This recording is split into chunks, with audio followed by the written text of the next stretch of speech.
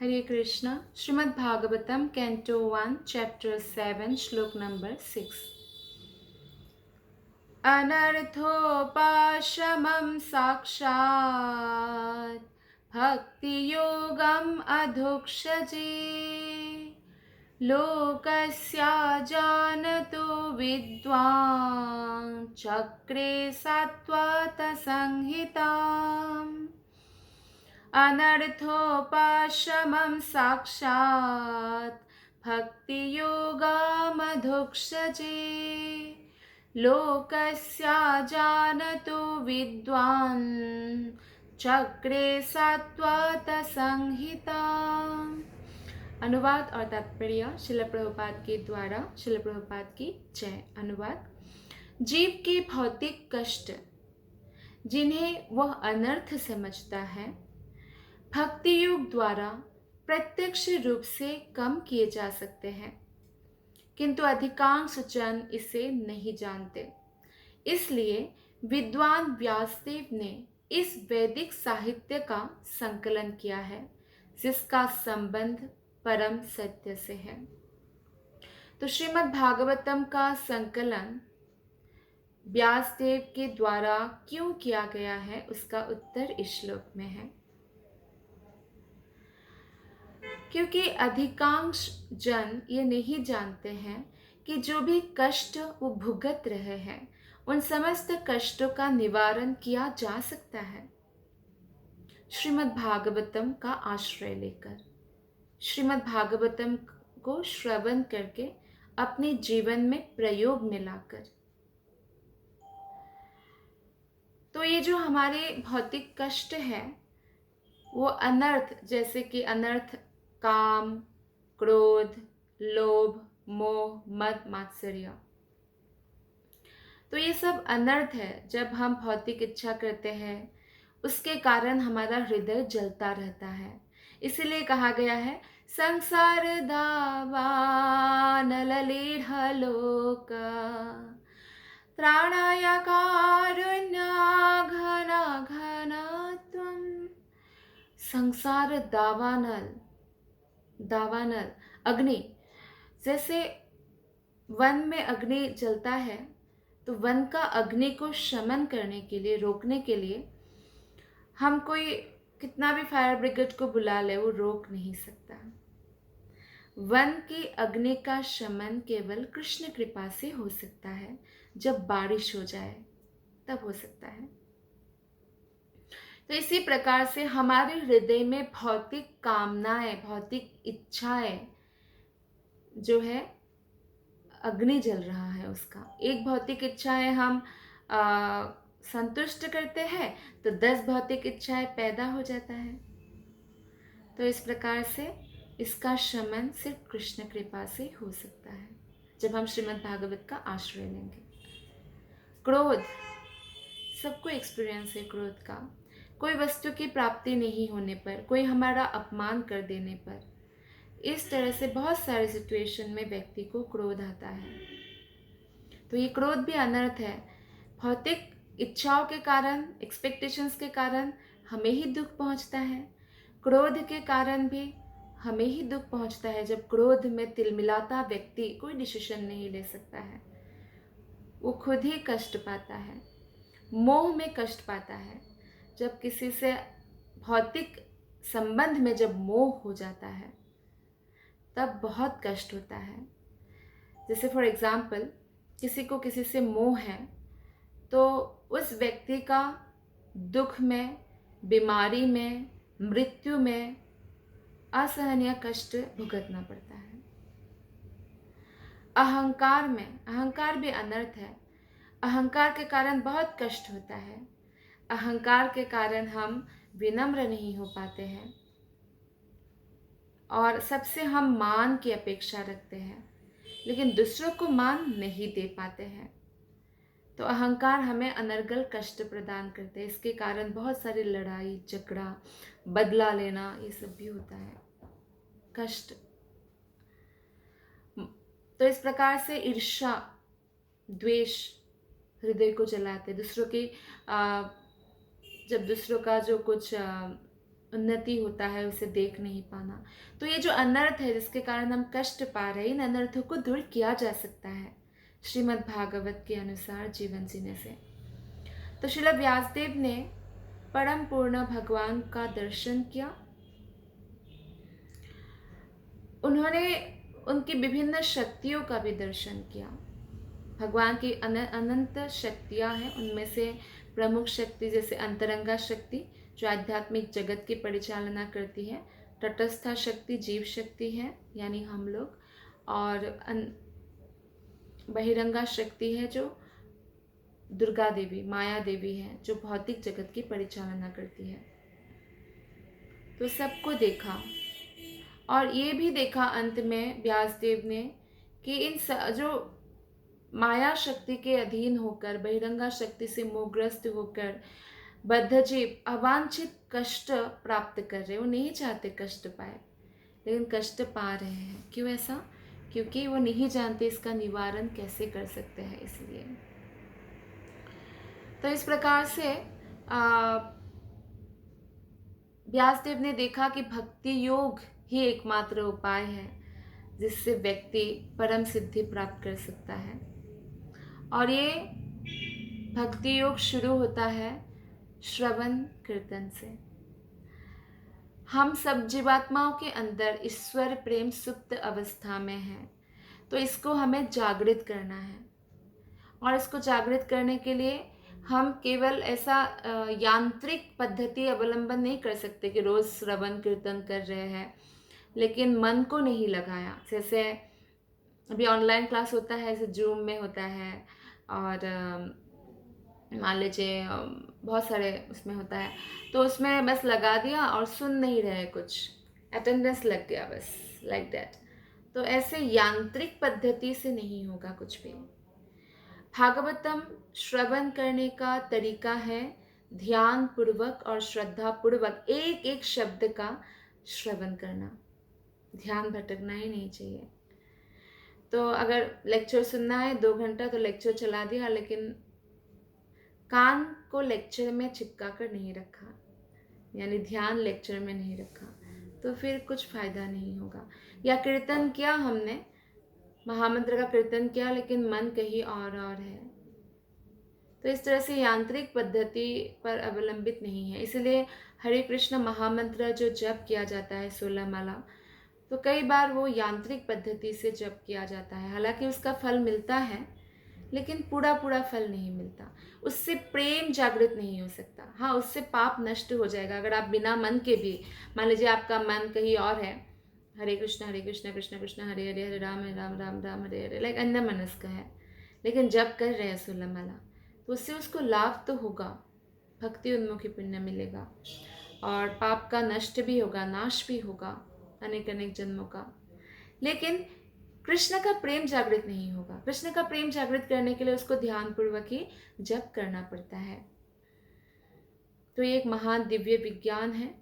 तो इसका यांत्रिक पद्धति से काम नहीं बनेगा, लेकिन फिर भी कोई अगर यांत्रिक पद्धति से भी कर रहा है तो बाकी योगों से श्रेष्ठ है भक्ति योग का अभ्यास करना, क्योंकि शुरुआत में तो मन लगना मुश्किल है, लेकिन यांत्रिक पद्धति से करते करते मान लीजिए भक्तों की संगति में वो शुद्ध भक्ति डेवलप कर लिया, तो ये बहुत बड़ा सौभाग्य है।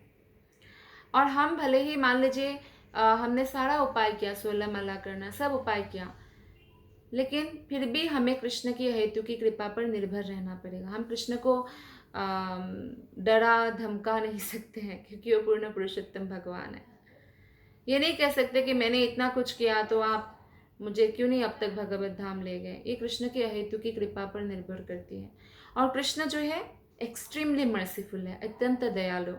तो जब भगवान भक्तों के हृदय में निष्ठा देखते हैं तो पूर्ण रूप से प्रसन्न होते हैं और उसे दिव्य प्रेममय सेवा प्रदान करते हैं। लेकिन श्रवण तथा कीर्तन की संस्तुत विधियों से भी भौतिक जगत के व्यर्थ तथा अवांछित दुखों को तुरंत कम किया जा सकता है। यानी अगर कोई जबरदस्ती भी भागवतम श्रवण कर रहे हैं, जबरदस्ती भी वो माला जप कर रहे हैं, तो भी उसका दुख कम किया जा सकता है, क्योंकि ये प्रोसेस से वो धीरे धीरे उसका ध्यान लगना शुरू हो जाएगा भक्तों की संगति में। तो भौतिक आसक्ति का इस तरह दूर होना दिव्य ज्ञान के विकसित होने की प्रतीक्षा नहीं करता, अपितु ज्ञान परम सत्य की चरम अनुभूति के लिए भक्तिमय सेवा पर निर्भर होता है। यानी किसी को मान लीजिए शास्त्रों का ज्ञान नहीं भी है, लेकिन वो भक्तों की सेवा में निमग्न है, भक्तों के सानिध्य में, भक्तों के उपदेश आदेश में, कृष्ण की सेवा में भी निमग्न है, तो उसका भौतिक आसक्ति दूर हो जाएगा और आध्यात्मिक पथ पर वो तीव्र गति से गति कर सकते हैं। तो ये श्लोक का तात्पर्य है। आइए देखते हैं 7वें श्लोक में क्या बताया गया है। यस्या वै श्रूयमाणायं कृष्णे परमपुरुषे भक्तिरुत्पद्यते पुंसः शोकमोहभयापहा। यस्यां वै श्रूयमाणायं कृष्णे परमपुरुषे भक्तिरुत्पद्यते पुंसः शोकमोहभयापहा। अनुवाद: इस वैदिक साहित्य के श्रवण मात्र से पूर्ण पुरुषोत्तम भगवान श्री कृष्ण की प्रेमा भक्ति की भावना तुरंत अंकुरित होती है, जो शोक, मोह तथा भय की अग्नि को तुरंत बुझा देती है। तो भागवत श्रवण करने के लिए किसी को संस्कृत में विद्वान होने के लिए या मटेरियली बहुत एजुकेटेड होने के लिए ज़रूरत नहीं है। उनके अगर भाषा आती है, जैसे हिंदी में प्रवचन हो रहा है तो हिंदी भाषा आती है, जैसे किसी को इंग्लिश में सुनना है तो इंग्लिश, या किसी को और बहुत सारा लैंग्वेज है भारतवर्ष में, तो जो भी जिसको सुनना है, ऐसे कोई भारतवर्ष में नहीं भी बाहर के लैंग्वेज में भी भागवतम ट्रांसलेट हो चुका है अब श्रील प्रभुपाद का, रशियन हो चाहे जर्मन की लैंग्वेज हो या कोई भी लैंग्वेज में, लैंग्वेज डजंट मैटर। तो क्या उनका होना चाहिए? ध्यान पूर्वक और श्रद्धा पूर्वक सुनना चाहिए, या उनको बहुत ज़्यादा बुद्धिमान, प्रखर बुद्धि, याद रखने वाला, ऐसा कोई क्वालिफिकेशन की आवश्यकता नहीं है। प्रखर बुद्धि वाला भी हो सकता है, वो लाभ नहीं उठा पाए अगर उन्हें श्रद्धा पूर्वक और ध्यान पूर्वक श्रवण नहीं करते हैं। तो मेन क्या है? हमें श्रवण करना है, ध्यान पूर्वक श्रवण करना है और तुरंत कृष्ण की प्रेमा भक्ति की भावना अंकुरित हो जाएगी। जो हमारे हृदय में शोक है, दुख है या मोह है या भय है, सभी अग्नि को ये तुरंत बुझा देती है। इसलिए डेली भागवतम का पाठ और श्रवण कीर्तन करना चाहिए। इंद्रियां तो अनेक हैं, जैसे आँख, कान, नाक, जीभ, त्वचा, ये ज्ञानेंद्रिय है। कर्मेंद्रिय है, हाथ, पाँव, वाणी, मल द्वार, मूत्र द्वार, ये कर्मेंद्रिय है। और सभी इंद्रियों का राजा मन को माना गया है, क्योंकि मन ना लगे तो बाकी इंद्रिया को दिखाई नहीं देगा। जैसे मन नहीं है, आँखों के सामने से कोई गुजर भी गया, ध्यान नहीं है, तो नहीं बता पाएंगे कौन गए। तो इन सभी इंद्रियों में कान सबसे अधिक प्रभावशाली है। इसलिए नवविधा भक्ति में सबसे पहले क्या आता है? श्रवणम, फिर कीर्तनम। और ऐसे भी कोई अगर कान से सुनता नहीं है ना, तो बोल भी नहीं पाता। कहने का मतलब है, जैसे कोई बच्चा बचपन से ही कान उसका खराब है तो बोलना नहीं सीखता है, कि कान से सुनकर ही सीखता है बच्चा। तो इसी प्रकार से कान जो है सबसे प्रभावशाली है। जब हम सो जाते हैं, सारा इंद्रिय सो जाता है, लेकिन कान सक्रिय रहता है। सोते समय अगर शत्रु आक्रमण करे या कोई शब्द भी होता है, कोई चोर आए, लुटेरा आए, तो कान क्योंकि खुला है, कान सक्रिय है, तो हमारी रक्षा कर सकती है। तो यहाँ पर जीवन की सर्वोच्च सिद्धि प्राप्त करने के संबंध में श्रवण का महत्व बताया गया है, यानी तीनों भौतिक तापों से मुक्ति। देवताओं के द्वारा जो दिया गया कष्ट है, यानी बाढ़ आना, सूखा पड़ना, जो नेचुरल कैलेमिटीज है, भूकंप आना, या किसी अन्य व्यक्ति या जीवों के द्वारा दिया गया दुख, या खुद के शरीर या मन से उत्पन्न दुख, ये तीनों तापों से हम मुक्त हो सकते हैं। प्रत्येक व्यक्ति प्रत्येक क्षण इस कलयुग में शोक संतप्त रहता है, एंग्जाइटी में रहता है, टेंशन में, डिप्रेशन में, दुख में रहता है, भय में रहता है और वो भ्रामक वस्तुओं की मृग मरीचिका के पीछे दौड़ता रहता है और अपने काल्पनिक शत्रु से हमेशा भयभीत रहता है। तो भौतिक रोग के ये मूलभूत लक्षण हैं कि व्यक्ति भयभीत रहता है, दुखी रहता है। तो यहाँ पर यह स्पष्ट सुझाव है कि केवल श्रीमद् भागवत का संदेश सुनने से ही भगवान श्री कृष्ण के प्रति अनुरक्ति उत्पन्न हो जाती है और ऐसा होते ही भवरोग के लक्षण दूर हो जाता है। यानी जैसे ही हमारा भगवान के प्रति अनुरक्ति उत्पन्न हो जाता है, तुरंत हमारे हृदय से समस्त दुख और भय नष्ट हो जाता है। श्री व्यासदेव ने परम पूर्ण भगवान को देखा था और इस कथन से भगवान श्री कृष्ण के परम पूर्ण व्यक्तित्व की स्पष्ट पुष्टि होती है। तो भगवान भी भगवत गीता में कहते हैं, तद्विधि प्रणिपातेन परिप्रश्नेन सेवया उपदेक्षन्ति ते ज्ञानम ज्ञानिनः तत्त्वदर्शिनः। यानी जिन्होंने परम सत्य का दर्शन किया है, ऐसे व्यक्ति के पास जाकर मेरे बारे में जिज्ञासा करो, उनकी सेवा करो। तो व्यासदेव ने भगवान का दर्शन कर चुके हैं। परम सत्य कौन है? भगवान है। तो भक्तिमय सेवा का अंतिम फल भगवान के प्रति सच्चा प्रेम उत्पन्न करना है। जो प्रेम शब्द हम सुनते हैं ना, तो प्रेम शब्द हमेशा प्रेम ऐसे बोलते ही हमारे मन में क्या आता है? किसी स्त्री पुरुष के बीच में प्रेम का जैसे एक आता है कि अच्छा प्रेम का मतलब है स्त्री पुरुष के बीच में प्रेम। हालांकि प्रेम तो बच्चे और माता के बीच में भी होता है, माता वात्सल्य प्रेम होता है ना। लेकिन प्रेम कहते ही ऐसा लगता है जैसे स्त्री और पुरुष। तो ये जो स्त्री और पुरुष का भौतिक जगत में प्रेम है, वो एक्चुअली प्रेम नहीं है, काम है, क्योंकि भौतिक शरीरों से प्रेम है। अगर कृष्ण से है तो वो प्रेम होता है एक्चुअली। और ये प्रेम शब्द ही उपयुक्त है यहाँ पे। क्यों?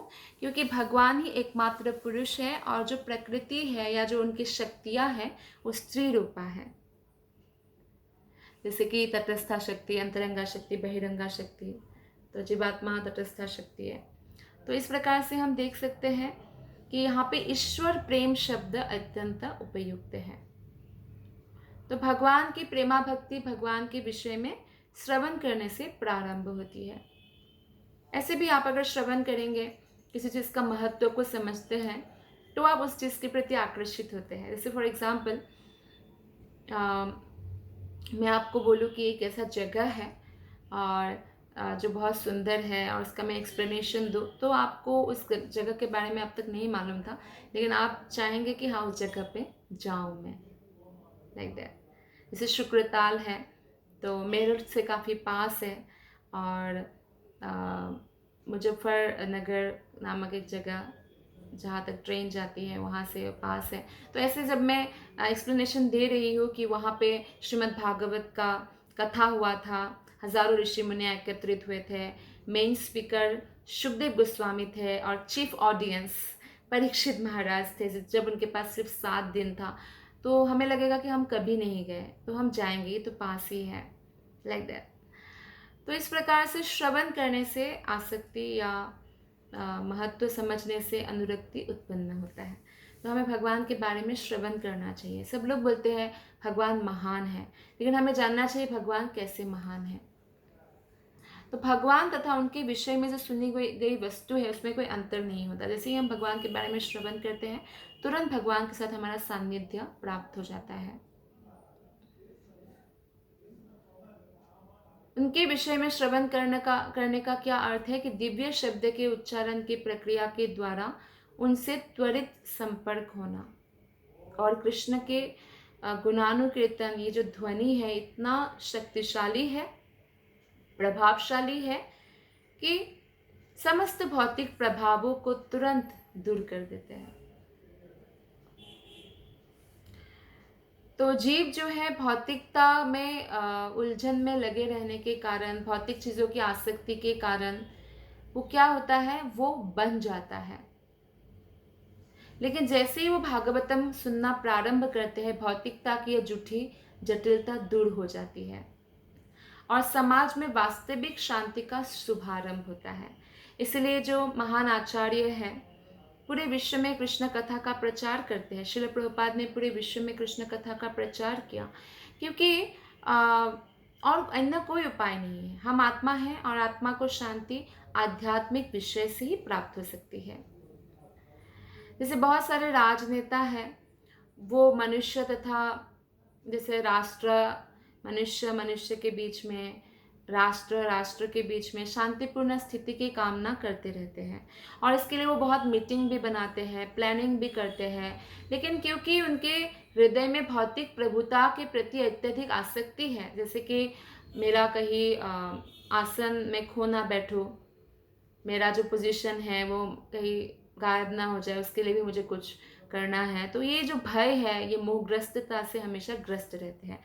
इसीलिए इनकी शांति सम्मेलनों से समाज में शांति स्थापित होना मुश्किल है। शांति स्थापित वो कर सकते हैं जो भगवान के शुद्ध भक्त है, वो एक्चुअली मन से वैरागी है। भले ही वो बाहर से बहुत बड़ा राजा हो, जैसे अम्बरीश महाराज, परीक्षित महाराज, बहुत बड़े बड़े राजा थे, लेकिन मन से पूरी तरह ऋषि थे। उनको कहते हैं राजर्षि। तो समाज में अगर शांति की स्थापना करना है तो कृष्ण कथा से हो सकता है, अन्य किसी और उपाय से नहीं हो सकता है। श्रीमद् भागवत के श्रवण मात्र से ही पूर्ण पुरुषोत्तम भगवान श्री कृष्ण से हमारा संबंध स्थापित होता है और जिससे हम सांसारिक दुख, मोह, भय को लांघ करके जीवन की परम सिद्धि प्राप्त कर सकते हैं। और ये हमें प्रैक्टिस करना चाहिए। श्लोक नंबर 8 में बताया गया है, ससंहितां भागवतीं कृत्वानुक्रम्य चात्मजं शुकामध्यापयामास निवृत्तिनिरतं मुनिः। ससंहितां भागवतीं कृत्वानुक्रम्य चात्मजं शुकामध्यापयामास निवृत्तिनिरतं मुनिः। अनुवाद और तात्पर्य श्रील प्रभुपाद के द्वारा। श्रील प्रभुपाद की जय। अनुवाद। श्रीमद् भागवत का संकलन कर लेने तथा उसे संशोधित करने के बाद महर्षि व्यासदेव ने इसे अपने पुत्र श्री सुखदेव गोस्वामी को पढ़ाया, जो पहले से ही आत्म साक्षात्कार में निरत थे। तो व्यासदेव के जो पुत्र है सुखदेव गोस्वामी, वो गर्भ से ही मुक्त अवस्था में थे। तो इसका हमें प्रमाण भी मिलता है कि जब व्यासदेव भगवत कथा करते थे, अपने पत्नी को सुनाते थे, तो कई बार कुछ बातें जो है सुखदेव गोस्वामी गर्भ से ही बताते थे। वो 16 वर्ष तक करीब माता के गर्भ में ही रहे, क्योंकि उनको मालूम है बाहर निकलते ही भगवान की जो माया शक्ति है वो पकड़ लेंगी। जैसे साधारण बच्चा भी माता के गर्भ में, कई बच्चों को अपना 100 जन्मों तक याद आता है, तो ऐसे हाथ जुड़ा हुआ रहता है माता के गर्भ में उल्टा, और प्रणाम करते हैं भगवान को, कहते हैं कि मैं इस बार जन्म लेके आप ही की सेवा करूँगा। लेकिन जैसे ही वो बाहर निकलता है भूल जाता है, और माता पिता भी उनको भगवान के बारे में अगर याद नहीं दिलाते हैं तो ऐसा ही उनका जीवन नष्ट हो जाता है। तो यहाँ पे सुखदेव गोस्वामी ने कहा अपने पिता से, पिता ने कहा इतने साल तक माता के गर्भ में रहना माता के लिए भी अच्छा नहीं, आपके लिए भी, कृपया बाहर आ जाओ पुत्र। तो कहा कि कृष्ण को आप बुलाइए द्वारका से, और जब वो आके बताएंगे कि मुझे माया नहीं छुएगी, तब मैं निकलूँगा। तो ऐसा ही हुआ, भगवान श्री कृष्ण आए, तब जाके वो गर्भ से निकले और तुरंत तपस्या करने चले गए। तो यानी मुक्त अवस्था में थे वो पहले से ही। 16 साल का तुरंत बच्चा बड़ा हुआ और चले गए। तो ऐसा संभव है। तो मुक्त अवस्था में होने के बाद भी वो व्यासदेव ने उनको भागवतम पढ़ाया। तो ये जो श्रीमद् भागवत है, व्यासदेव द्वारा ही संकलित जो ब्रह्म सूत्र मतलब वेदांत सूत्र उन लोगों के लिए है जो पहले से ही आत्म साक्षात्कार में निरत है। तो उसका सहज भाष्य है, आसान शब्द में बताया गया है। जन्माद्यस्य यतो यथान्वयात्, तो साधारण भाषा में समझाया गया है ताकि हम आत्म साक्षात्कार प्राप्त कर सकें। और सुखदेव गोस्वामी भागवतम पढ़ते हैं अपने पिता से। पहले नहीं पढ़ते, पहले तो निराकारवादी थे, ब्रह्मवादी थे, तो जंगल में तपस्या करते रहते। तो व्यासदेव 2 श्लोक अपने शिष्य को सिखाते हैं। तो पहला श्लोक इस प्रकार है, जो बोलते हैं कि मेरे पुत्र के सामने ये श्लोक आप गाना। तो पहला श्लोक गाते हैं उनके शिष्य। बर्हापीडम नटवर वपु कर्णयो कर्णिकारं बिभ्रदवासा कनककपिशं वैजयन्तीं च मालाम् रन्ध्रणवेणोरधरसुधया अपुरनद्गोपवृन्दे वृन्दारण्यं स्वपदरमणं प्रवृषद्गीतकीर्ति। तो रंध्रनवेदुर अधर सुदया पुरयन गोपवृंदे। तो इसमें भगवान की सुंदरता का वर्णन हुआ है, किस प्रकार भगवान वैजयंती माला धारण करते हैं, गोप बालकों के साथ बंसी बजाते हुए वृंदावन में प्रवेश कर रहे हैं। उनका वस्त्र किस प्रकार जैसे जलता हुआ सोना हो, सुंदर है, और कान में फूल है। तो इस प्रकार भगवान की सुंदरता का वर्णन हुआ है। तो सुखदेव गोस्वामी का समाधि टूट गया इतना सुंदरता का श्रवण करके। कान सक्रिय रहता है ना समाधि में भी, तो इतना सुंदरता कृष्ण का गुणगान सुन के उनका समाधि टूट गया कि इतना सुंदर कौन हो सकते हैं, इतना सुंदर कौन है। आधा ही खुला था अभी आंखें, लेकिन सोचा कि सुंदर तो कोई भी हो सकता है ना, लेकिन उनका कैरेक्टर कैसा है, स्वभाव कैसा है, वो इम्पोर्टेंट है। यानी अंदर से सुंदर होना इम्पोर्टेंट है, बाहर से इतना इम्पोर्टेंट नहीं है। तो फिर वो समाधि में चले गए। फिर दूसरा श्लोक गाते हैं शिष्यगण। अहो बकीयं स्तनकालकूटं जिघांसया पयततपीय साध्वी लेभे गतिं धात्री उचितं ततुन्यं कं वा दयालु शरणं ब्रजेमा। तो इसमें पुतना के बारे में बताया कि वो राक्षसी जो असती है, असाध्वी है, साध्वी नहीं है, असाध्वी है, वो पापिन अपने स्तन में विष लगाकर आपको पिलाने आए और आपने उनको उनके माता का भाव को देखकर गोलक धाम प्रदान किया। वैकुंठ में सबसे उच्च प्लैनेट, सबसे उच्च स्थान प्रदान किया आपने ऐसे राक्षसी को। कम वा दयालु शरणम ब्रजेम, और आपसे बड़ा, उनसे बड़ा दयालु कौन हो सकता है, किसके शरण में हम जाएं। तो जब उनके extremely merciful character, standard of character है भगवान का कि हमेशा अच्छा ही देखते हैं सबके अंदर। तो इस तरह से भगवान के जो भक्त हैं दूसरों के दोष को नहीं देखते, गुणों को देखते हैं। तो भगवान इतने दयालु हैं। और तब तुरंत सुखदेव गोस्वामी का समाधि टूट गया। पूछा, ये आपने किससे सुना, आपके गुरु कौन है? तो उन्होंने कहा व्यासदेव। तो फिर सुखदेव गोस्वामी को पता चल गया मेरे पिता से ही इन लोगों ने सीखा। तो वापस जाते हैं और पूरा श्रीमद् भागवतम को अपने पिता से सुनते हैं, पढ़ते हैं। तो श्रीमद् भागवत इस तरह रचा गया है कि इसकी कथाएं सुनते ही मनुष्य आत्म साक्षात्कार के मार्ग में तुरंत प्रवृत्त हो जाता है। यद्यपि यह मूल रूप से परमहंसों अर्थात आत्म साक्षात्कार में जो संलग्न व्यक्ति उनके लिए है, लेकिन अगर कोई संसारी व्यक्ति भी, यानी पापी से पापी व्यक्ति भी, संसार में भी पापी से पापी व्यक्ति भी अगर भागवतम श्रवण करना शुरू करे तो उनका हृदय शुद्ध होने लगेगा और हृदय की गहराई तक जो है असर डालेगा और भगवान के प्रति भक्ति दृढ़ हो जाएगा। तो भवरोग के निवारक क्या है? श्रीमद् भागवतम। तो श्रीमद् भागवतम का जो संकलन हुआ वो भगवान जब अपने धाम में चले गए कृष्ण, और परीक्षित के चले जाने से पहले हुआ।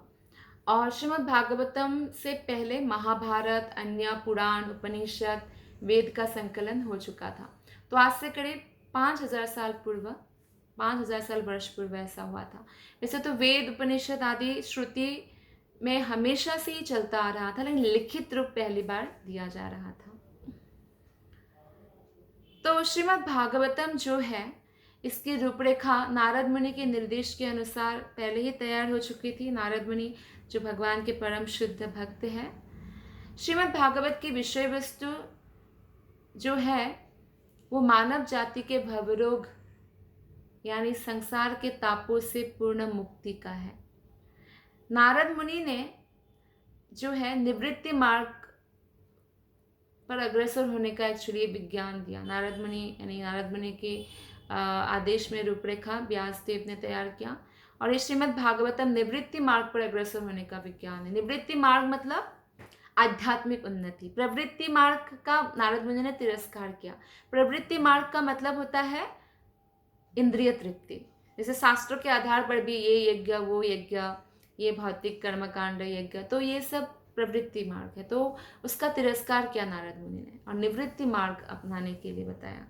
और हम श्रीमद् भागवतम में भी देखेंगे कि निवृत्ति मार्ग का विज्ञान है, यानी आध्यात्मिक उन्नति का विज्ञान है। इसमें भौतिक चीज़ें नहीं है, इसलिए अमल पुराण कहा गया है। जैसे वेदों में भौतिक, आध्यात्मिक सब तरह के आपको चीज़ें मिल जाएगी, ऐसा कोई भी चीज़ नहीं है जो वेदों में नहीं है।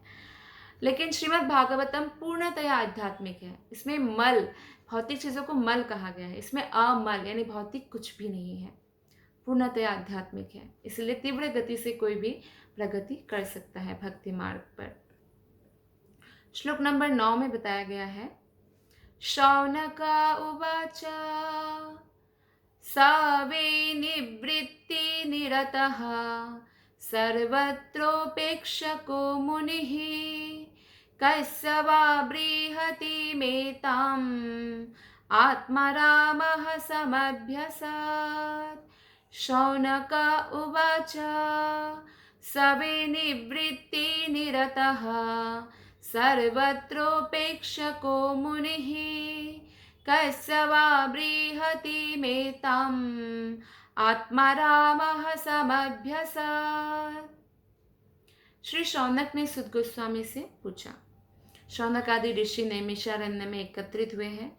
करीब 88,000 मुनि हैं। तो नैमिषारण्य जो भारत के लखनऊ के पास है, तो वहाँ पे कलयुग के लोगों के कल्याण के लिए फिर से भागवतम का पाठ हो रहा है।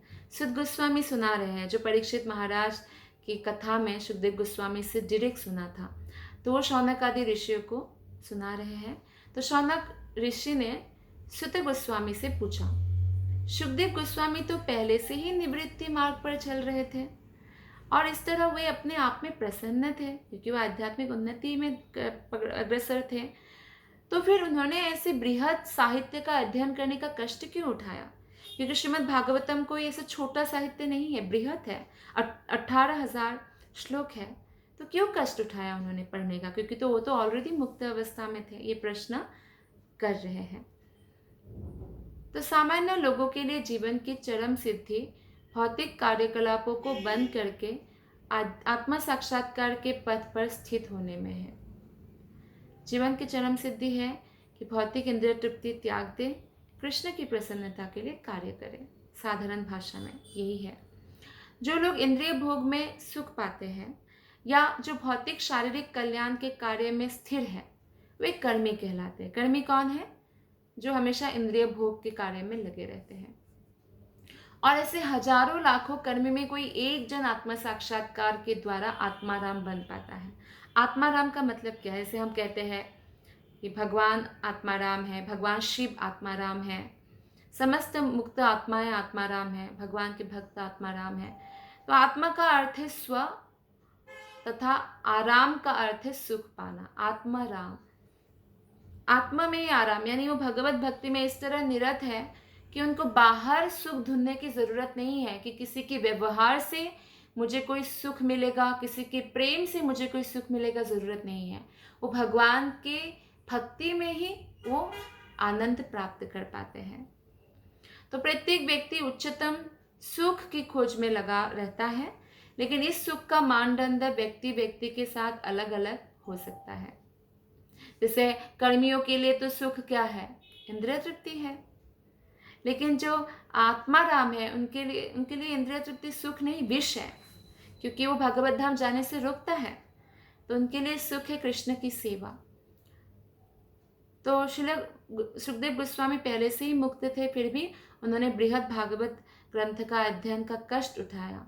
तो इसका अर्थ यह है कि श्रीमद् भागवत उन आत्मारामों के लिए भी है जो स्नातकोत्तर अध्ययन का विषय है, जिन्होंने समस्त वैदिक ज्ञान का अध्ययन कर लिया हो। यानी भागवत गीता बैचलर डिग्री है और ये श्रीमद् भागवतम मास्टर डिग्री है, पोस्ट ग्रेजुएट। तो भागवत गीता जहाँ खत्म होती है वहाँ से भागवतम शुरू होती है, इसलिए भागवतम पढ़ने से पहले भागवत गीता हमें पढ़ना चाहिए और फिर भागवतम पढ़ना चाहिए, और भागवतम को भी पहला स्कंद से धीरे धीरे पढ़ना चाहिए। तो इस श्लोक का तात्पर्य है। धन्यवाद। हरे कृष्ण।